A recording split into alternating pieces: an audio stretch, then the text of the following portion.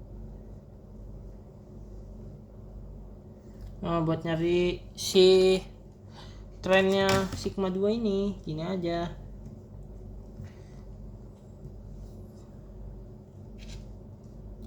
Kalian tarik garis aja gak apa-apa di sini. Nah, kan ketemu 100, 110, 120, 130, 132. Nah, ketemu.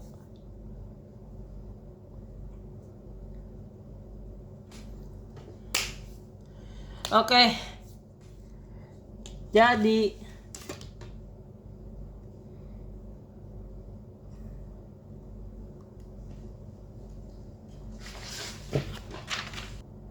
Oke, lanjut.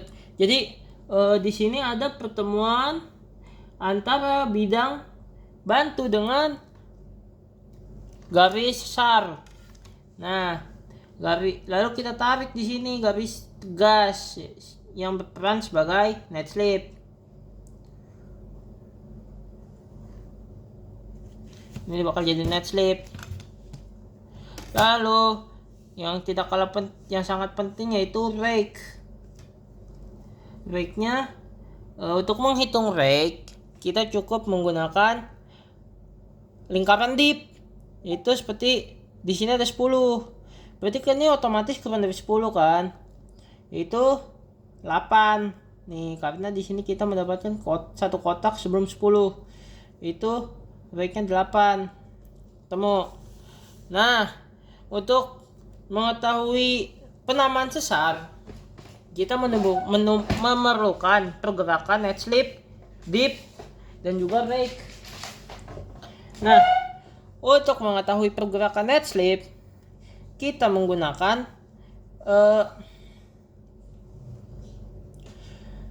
di sini. Ketika sesar membelah, anggap semua ini garis ini gak ada, sisa sesar doang. Dia akan membelah satu bulatan stereonet. Nah, bagian yang sedikit ini yang lebih sedikit akan disebut dengan hanging wall, dan yang lebih banyak akan disebut dengan foot wall. Oke. Nah, yang kita lihat adalah pertemuan strike dengan si GF.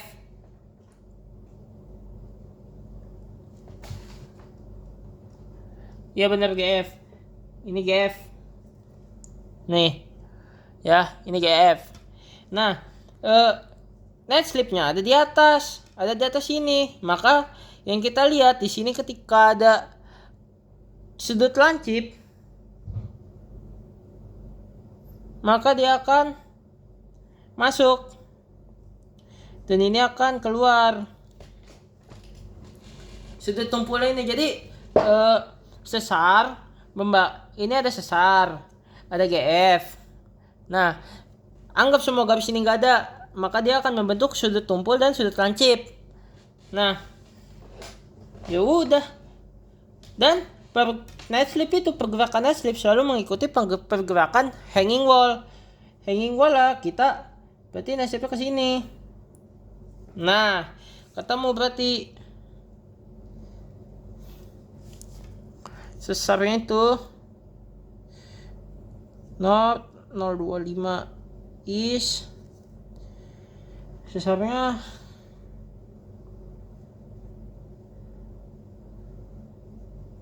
kita salin semua datanya di sini. Baiknya 8. Aduh, apa? Nah, yang perlu kalian ketahui juga arah net slip, yaitu ini cenderung ke kanan atau ke kiri. Di sini dia cenderung ke kanan. Kiri saya. Nah, kiri. Karena ini merujuk ke arah tengah, maka dia akan disebut sebagai naik, sesar naik. Jika sebaliknya, maka akan sesar turun.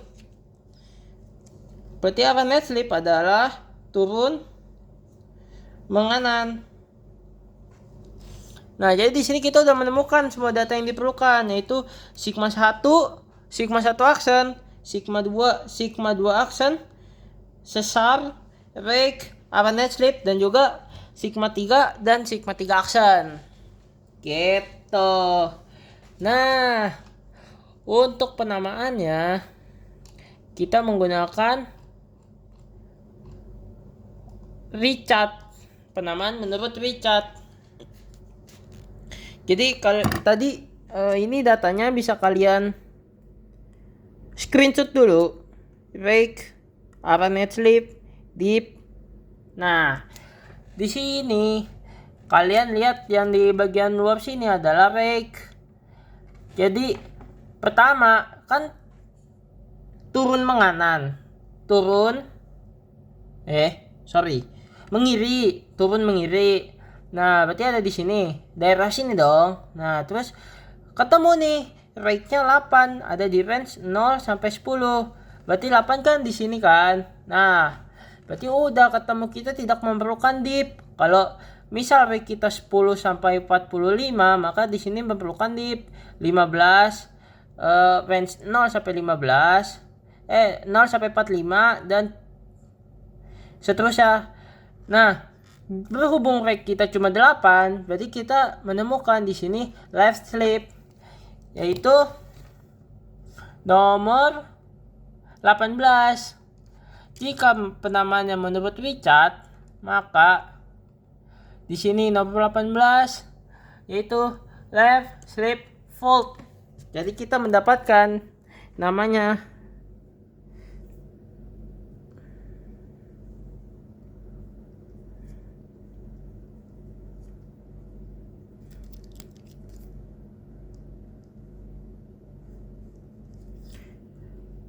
left slip fault menurut Richard tahun 1972. Oke, baiklah. Ketika sudah kita temui, yaitu nama ini sudah ketemu, data-data semua sudah terpenuhi, maka sudah guru kita teman-teman. Jadi ya cukup panjang sekali ini. Jadi sekian dari saya. Benar salahnya mohon maaf. Wassalamualaikum warahmatullahi wabarakatuh. Saya Firza, saya pamit. Ciao.